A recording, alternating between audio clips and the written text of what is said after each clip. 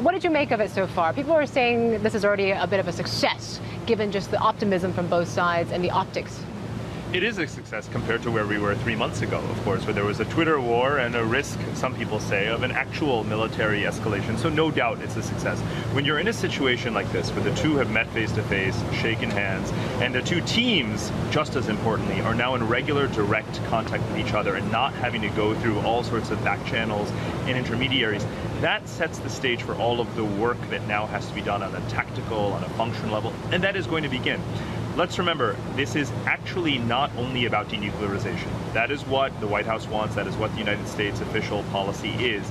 But there's a three-way chicken and egg issue here that has to be sorted out. Denuclearization is one part of the solution. There's also reunification.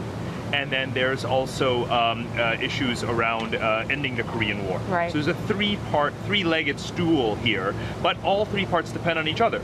The U.S. wants denuclearization, but North Korea won't fully denuclearize until the United States has withdrawn forces from South Korea, about 30,000 troops. The United States isn't going to do that until you have some kind of verification of denuclearization. So these things all have to be moved incrementally together, step by step. So is there any kind of value then if we get some type of peace treaty that officially ends the war, but with no commitment to denuclearization?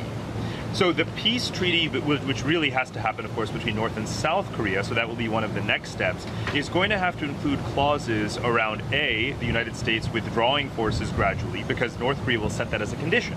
It will say we will not have a peace treaty ending the war, nor talk of reunification if our joint country is still occupied by forces that we have for more than 70 years been declaring to be hostile, right, and aggressive. So that has to be part of it. And then, of course, South Korea has taken the view, more in line with the United States, that there does have to be denuclearization in terms of actual verifiable dismantling of the North Korean arsenal. However, I think there could be some trump cards in here, pardon the pun, one of which is that perhaps North Korea is going to say, wait a minute, this nuclear deterrent that we now have is to be shared. It is a pan-Korean nuclear deterrent, if you will. It is our common nuclear arsenal. We shouldn't give it up. And let's remember historically, once countries test nuclear weapons, once they have a verified nuclear arsenal and deterrent, such as India, Pakistan, and others, they are not really so quick to give it up. So that negotiation is going to take a very long time. Parag, what historical precedent do you look for as a bit of a scenario base case for how this could play out? Because there aren't really a lot of countries in history that have developed nuclear weapons and then on their own volition decided to dismantle them. I mean, South Africa is one of the few that comes to mind, 1989. Is there any comparisons that you can draw?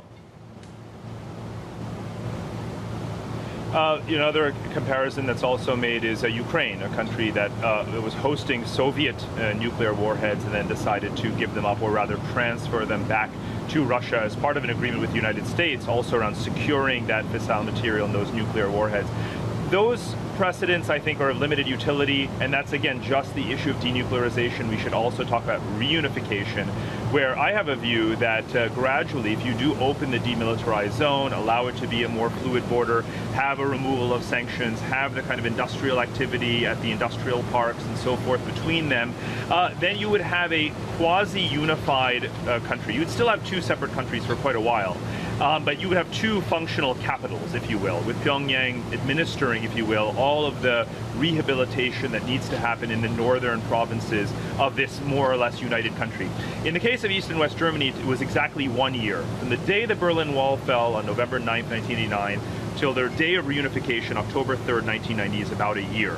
In this case, I foresee a sort of North and South Korea coexisting with a relatively open border, integrating their currencies and other kinds of institutions, finding ways for their militaries to dialogue. By the way, this is, of course, a best-case scenario. And having two capitals. That will probably last for 5 years, if not longer, before you could actually imagine a day where you have one unified Korean state.